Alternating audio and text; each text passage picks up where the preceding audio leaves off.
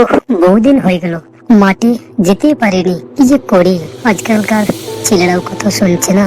আর কি করি, যাই ক্ষেতগুলো দেখে আসি কি পরিস্থিতি রয়েছে, না গেলেও তো হবে না। হ্যাঁ গো গিন্নি, আমি মাঠে যাচ্ছি, মাঠ থেকে গিয়ে ক্ষেতগুলো একটু দেখে আসি। তুমি রান্না করে দেখো, এসে খাওয়া দাওয়া করো। হ্যাঁ গো, ঠিক আছে, আমি তাই করছি। আমি রান্না করে রাখছি, যাও তুমি মাঠে ক্ষেতগুলো দেখে এসো, দুজনে একসঙ্গে যাও।